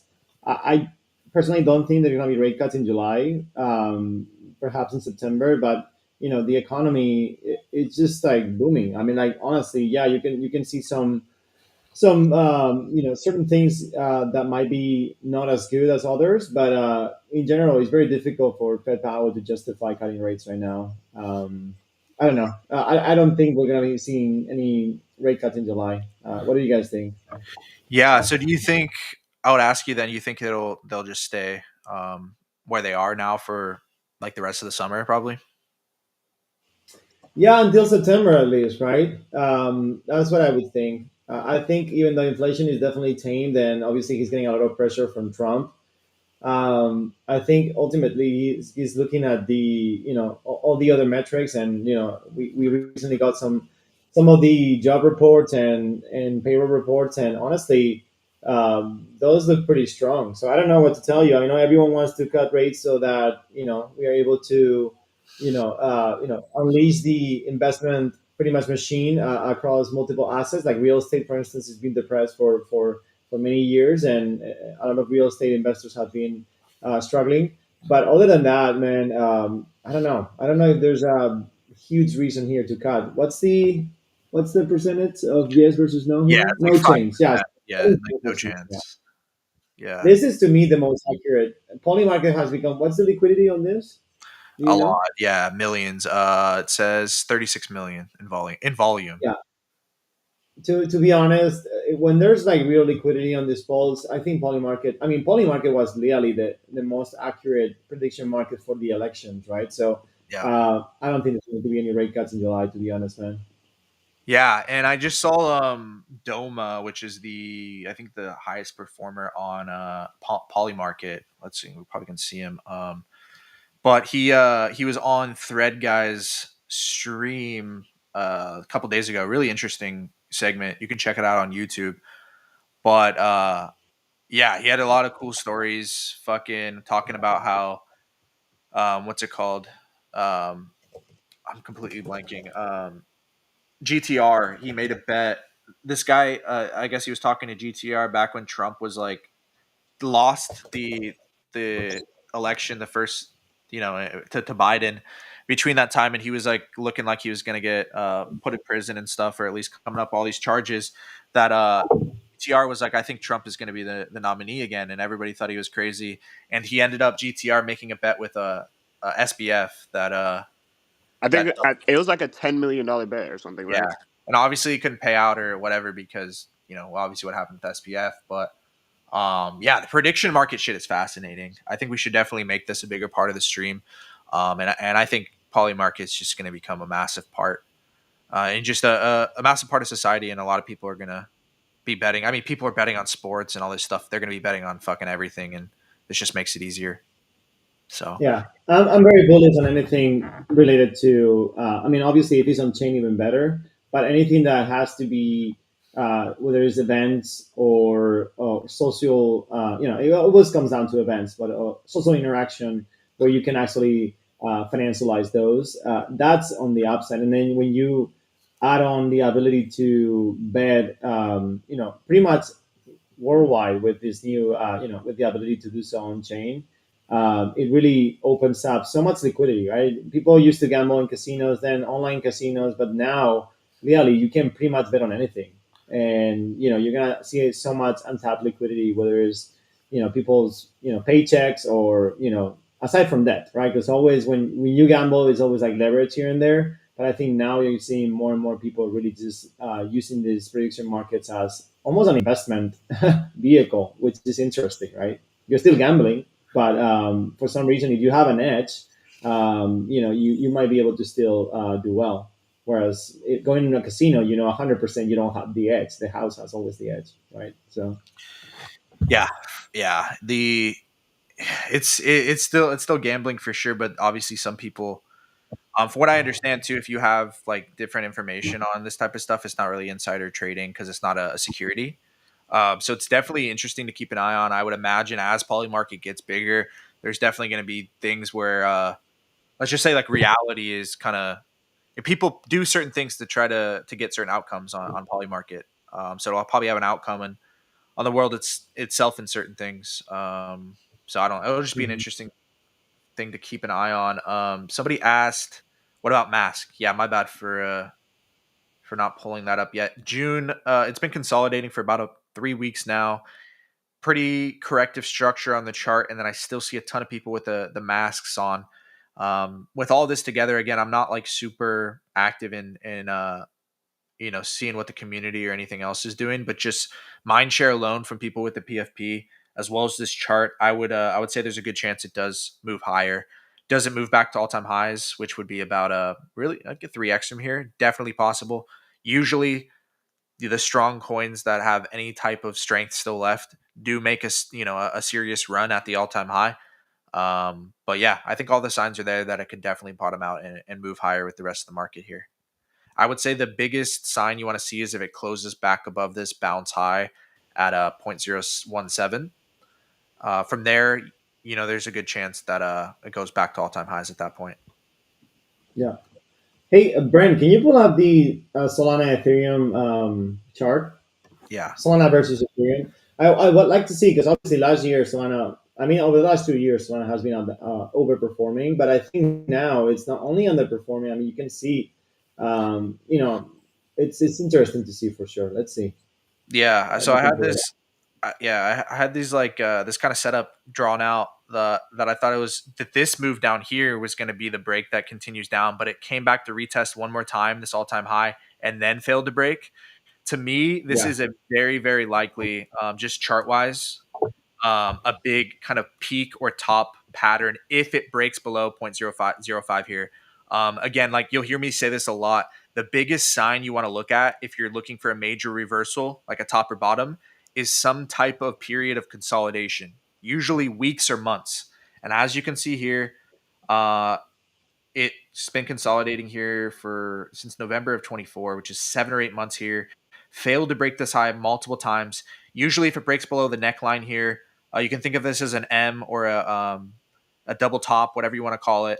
These are the successful double tops that actually lead to reversals. Is when they break below impulsively, break below this neckline here. So obviously anything could happen. It could bottom out here. Something could come out with Sol tomorrow where Sol bottoms out. But again, it's in a kind of a crucial place here chart wise. And if we do break through here, I wouldn't be surprised to see uh, Sol trend down or ETH kind of outperform Sol for quite a while. yeah. Uh, No, I'm curious to see this because I've been obviously tracking all the ecosystem tokens, including memes and other DeFi tokens and protocols. But it's back to the conversation we had at the beginning, where memes will do well, of course, because they're always the most reflective assets within that chain. I'm just curious whether there's a lot of memes or not, that Ethereum tokens are going to continue overperform, and Solana is at 164, but it hasn't really moved that much, man. Whereas Ethereum seems to be the clear leader here. So perhaps this is the year of Ethereum, and I'm gonna start thinking about if I want to keep more tokens on Solana, or perhaps I switch some of my liquidity back to Ethereum tokens. It's been more Solana focused for the last year and a half, but I think it might be time to kind of like rethink that strategy. We'll see. I mean, 100%. BlackRock just bought 300 million worth of Ethereum from, and then Sharplink too from the foundation directly, right? So it's been nonstop buying from them. So Yeah, from what I understand is like a lot of people think that the stablecoin thing is going to get a lot of people to buy ETH so they can secure like billions in stablecoins, like that the banks and stuff will be buying ETH as well. But yeah, I think it just comes down to there's going to be first of all, I think it's both. I think we're gonna enter a period where there's so much liquidity coming in that I heard Kaleo again say this last night on his stream, that it's just like all the L1s like are very likely just gonna go crazy here. So I think like just usually what happens, and then from there, there'll be little pockets of other stuff. But yeah, I do think it's going to be ETH and Sol, with ETH very likely outperforming. And I think it's interesting to note how fast momentum shifts amongst the crowd, with sentiment, which is just always so funny to me. Like last year, it was Sol is the fucking, the killer of ETH, fuck ETH. ETH's like whatever, like, never going to be big. Like gas fees are making it. It's MySpace, all this shit. And then all it takes again is ETH outperforming for like a month and a half, and everybody's all of a sudden switches that completely. Oh, Sol's dead. And it's just like it comes down, if you want to make it in this game and separate yourself, you have to form a thesis or analysis, whatever you want to call it, deeper than just the last few weeks of price action. You have to fucking be able to look further than the last few weeks, or you're just cooked. You're always going to be at the whim of your emotions and like every little dip. So yeah, it's just crazy to note and to see how sentiment shifts just from a few weeks of price action. But yeah, you guys already know I'm super bullish on Ethereum. It comes down to the inflows it's going to get from institutional adoption, and how much of this RWA, NFTs, all this stuff we talk about, this new future for crypto, most of that is going to live on Ethereum. And for that reason, I think the coin ETH is just going to go fucking nuts. Shout out to you, Robert. Thank you for Roberto. Thank you for posting the reposting the stream. Honest thoughts about Moondang or Moodang? Is there a Moondang too? Oh, Moondang. Okay. I hope you don't mean this one, brother. If it's this one, it's cooked. No, I'm gonna look at Moodang. I assume that's probably what you meant.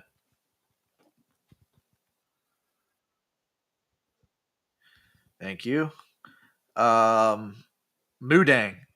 So Moodang's obviously had a huge moment, like culturally. I'm not.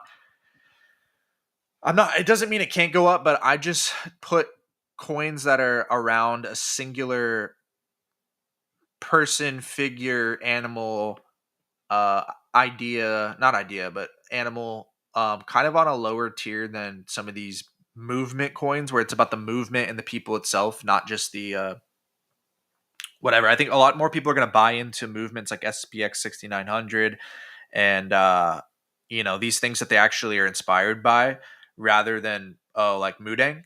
That doesn't mean Moodang's not going to run. I'm just it's a little bit of a different coin to me. With that being said, Moodang is on Coinbase. Obviously had a huge moment last in 2024, right? Still, probably pretty fresh in people's minds. New people who come into crypto, I could see seeing it on Coinbase, being like, "Oh, I fucking love Moodang," and buying it. With that, so it does look corrective into a big low. I wouldn't be surprised to see Moodang, if not here, maybe make one more low and then start moving forward. If it can close above 32 cents, it's very good shot that it's just going to be off to the races and could possibly make a run at all-time highs. But chart-wise, looks good. Obviously, it's good. It's on Coinbase. Mudang obviously had a huge moment last year. It's not of a strong no-brainer bet to me as something like SPX, Giga, Mog, stuff like that. But I would say that Mudang probably has a good shot at running.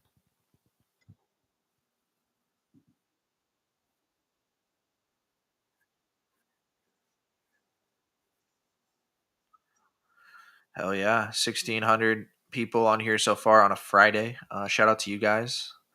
Again, I think right now is the time to lock in. I would say definitely focus on your health. This bull run could last a year and a half, 2 years. You never fucking know. It could last 3 months. You don't know. But if you want to stick around and just you just got to take care of yourself. Make sure you're getting sleep, eating. A lot of stuff's going to be going on, but you could if you don't take care of yourself, what's the point? So Monkey, we can look at Monkey real quick. Speaking of, so there's a wallet that bought I can't remember the exact amount, but it was definitely $1 million. I stopped looking, but they bid like $1 million on Monkey. That was one of them. Uh, Chill House and what's the third one? Those are third taker. I can't remember right now, but anyway, yeah, somebody actually market bought like 700K worth of Chill House and like 300K worth of like Monkey and some other coin. Wow. Hell yeah. Yeah, no, Monkey, yeah, it looks decent right now. It looks pretty corrective. I don't know too much about Monkey besides, I've seen it all over the timeline, but I wouldn't be able to give you insight on anything other than the chart. But it looks pretty corrective, and I would assume it's just probably going to continue up. 4.2 million. The fact that it's had this many runs and like this impulsive price action, the fact that it's only at 4, it's pretty bullish. But let's see. Chat. Oh, did not mean to do that. Fuck. Do Son with JLK, of course. How the fuck could we forget Son? Son. So yeah, Son. We were talking about Son before the stream. It's slowly creeping towards that all-time high. With everything going on, I think it probably breaks here. Just like how Bitcoin came up to its all-time high and just smashed through. I think it probably does something like that. We're seeing a lot of the bigger memes move now, and then the smaller ones in the 5 to 10 million mark should start to get a run here soon, I think. What do you think, JLK? No, yeah, I like Son a lot. I mentioned before, and we've been talking about it on here about like, uh, creator coins.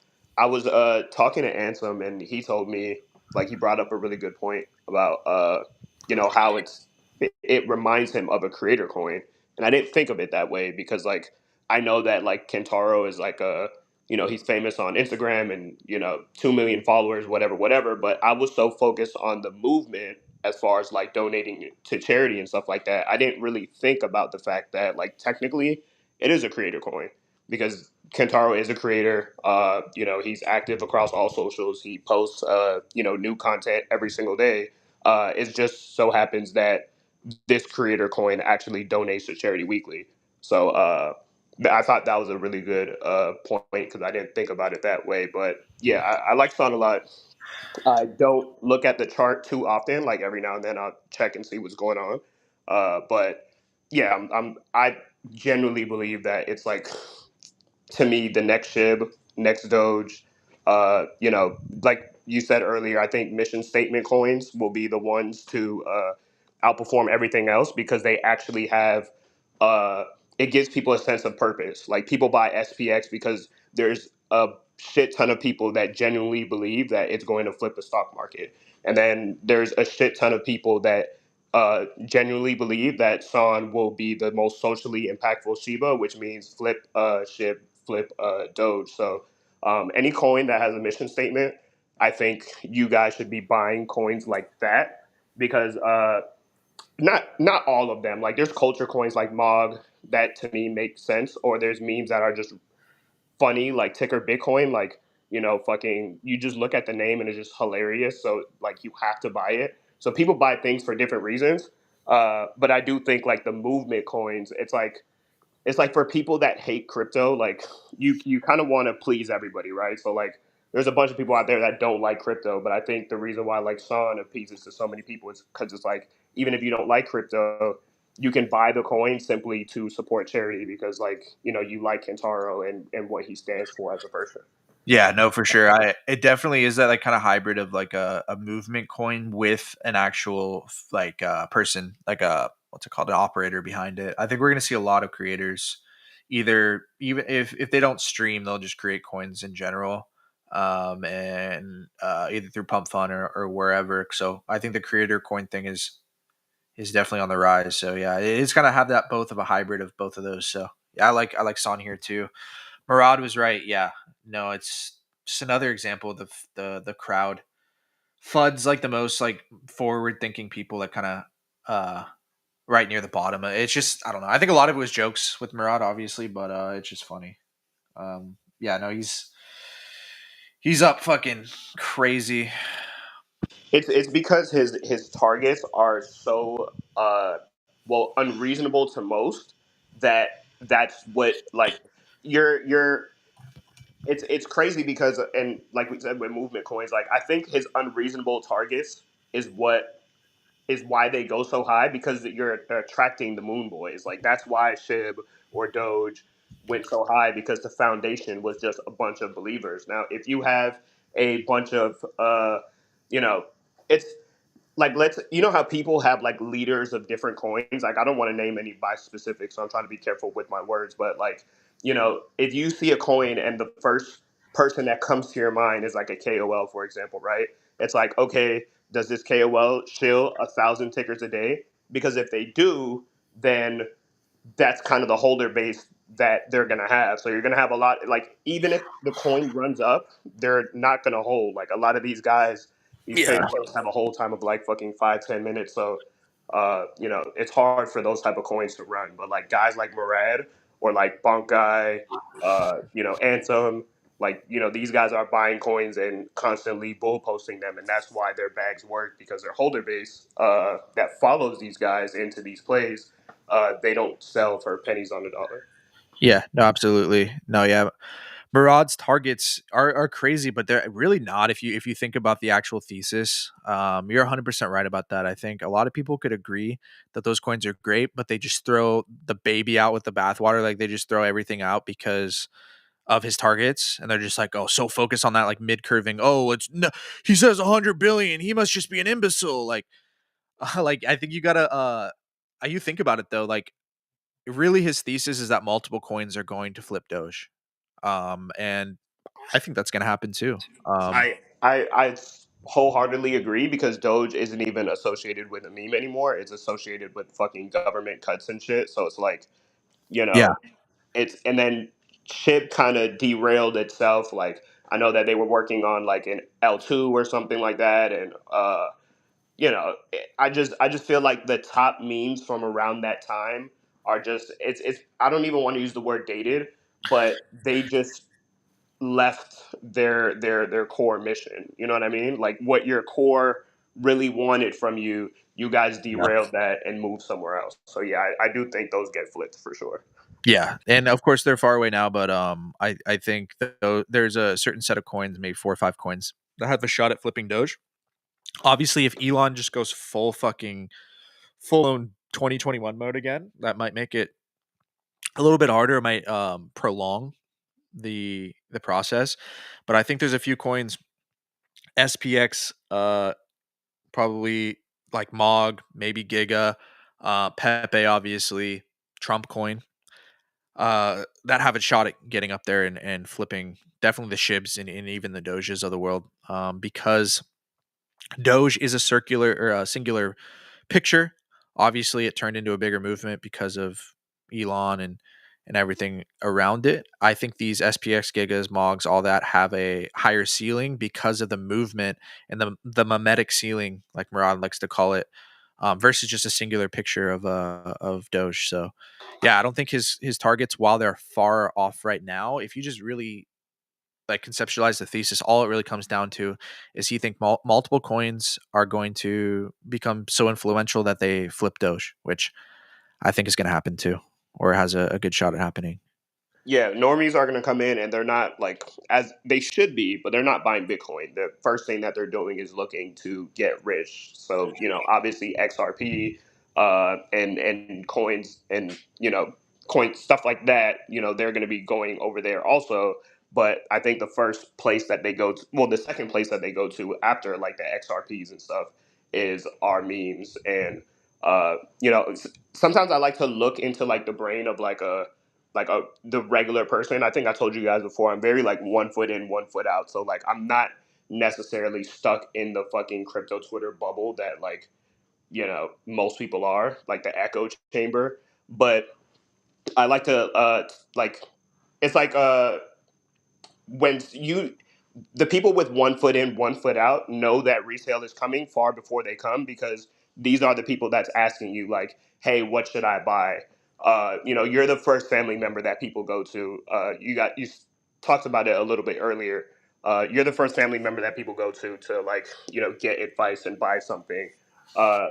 So I'm kind of looking at it like, I've seen a girl that was like interested when Trump coin was going crazy last time, and she went and bought like Whiff because it was clever and the dog's cute, and she bought Pepe just because it's recognizable. So there's like a whole psychology behind it of like what the top memes are, what people are going to be attracted towards, like for the top memes, because Yeah. there's going to be a bunch of coins on Coinbase and Robinhood and et cetera, et cetera. So it should be Yeah. interesting. Rojam asks, does the log chart help me like see the corrective channels and the stuff that I talk about? Yes, 100%. If you take off log right here, log doesn't show you. I'm sorry, if you just do normal, what's it called? Not log, whatever the other one's called. It doesn't give you a. I'm trying to think of the best way to put this. It doesn't give you a accurate or as accurate view of time. To you, like right now, if you look at this non-logarithmic chart, it it looks like this coin is so fucking down bad, that it's pretty close to the bottom. Whereas if you use a log chart, it shows time better, and it just, yes, to answer your question 100%. I think it's better in general, like, but especially the way I look at it with these corrections, it's much easier to see corrections versus when you take the log chart off, it just looks like it just looks way different. I definitely need to make a video on and how to conceptualize that better. But to answer your question, Rojam, yes, 100%. When you're looking at corrections and especially the higher time frame stuff where you're trying to get a better, accurate view of time, um, you want to be looking at the log chart. For Loco, looks like for Loco signed off. I'll be on here for another maybe 5 minutes. How's that sound, JLK? Yeah, that's cool with me. Cool. Brent does a log. Yeah. Does Murad this cycle's Roaring Kitty? Yeah, in a way, I think he'll be a big figure for sure. You saw Mr. Beast coin. Yeah, I did see Mr. Beast coin. What's going on with Mr. Beast? He's like talking about being the Twitter of CEO of Twitter again. The fuck is up with that? The Mr. Beast coin I think is down now, right? Yeah, it's down tremendously. I think it's just regular P. Anytime I see a coin with like the 500 fucking boost, I'm running as fast as I can away from it. Yeah. Yeah. It's kind of it's not down that bad yet, but um unless he does something again in the next few days, I'd assume it probably bleeds out. But we'll see. As a result, Trump punt Dej SPS Giga. Those Oh are good wait, this no, period. Is it right, Brian? Yeah. there's two Mr. Beast tokens. Whoops.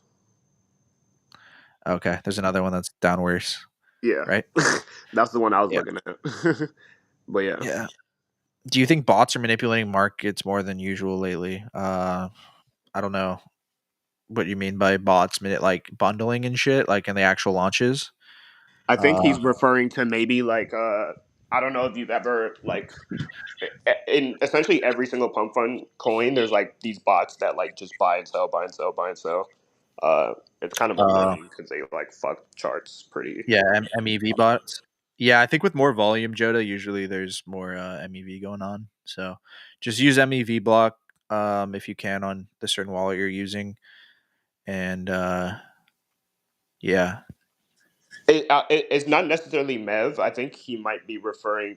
Yeah, he's referring to like the swinging bots. So like, let's say somebody nukes, they'll like buy and then they'll sell. Within an hour. Like they have certain times that are like they'll sell every hour, every 6 hours, every day. Like they have these bots with time limits on them, and they're like in every single coin essentially. But yeah, I do think they're pretty fucking annoying, at least in my opinion. Yeah. Bet. Let's look at Bitcoin chart one more time before we get off. Yep, already heading higher. Look at that. Yeah. Oh, fuck. Yeah, already ripping higher. Looking good. Coming out of that correction. Of course, could come down again, but looking good. I think Bitcoin zooms to 50K or pretty close, 150K. But yeah, with that, guys, I got to go get a haircut at 1, and I want to make sure I'm not late. So we'll go ahead and sign off here in a second. Shout out to everybody who was on here again. Everybody who was stuck around during the hard period. Trust me, the people who've been buying or just paying attention, learning, whatever. You're definitely going to set yourself apart from, like I said, like a lot of fucking people that are going to be trading crypto over the next 6 months to a year, I believe. And everybody who stuck around, you're ahead of the game. So shout out to you. We'll be back on Tuesday at 1 p.m. PST. I'm gonna have some cool guests on here pretty soon. Here, been great to have JLK and Bra on here as hosts with me as well. So expect them back on Tuesday if they can make it. And yeah, definitely like, comment, not subscribe, follow, and turn on post notifications so you don't miss a stream. Follow everybody on the panel. And anything you want to leave the people with before we see them again on Tuesday, JLK? Buy conviction coins. The top ones, like said earlier, Bitcoin, Mog, Giga. Giga is definitely undervalued right now. It has not ripped off the bottom that hard yet. You should definitely be paying attention to that. And buy Son. Hell yeah. Fuck yeah. So enjoy yourself. Take care of yourself, guys, because like I said, it's going to get crazy. A lot going on. Get some sleep. Get you some fucking water. Get some sun. And we'll see you on Tuesday. If you have any suggestions for the stream, anybody that you want to see on, anything, definitely shoot me a DM. And I'll see you guys on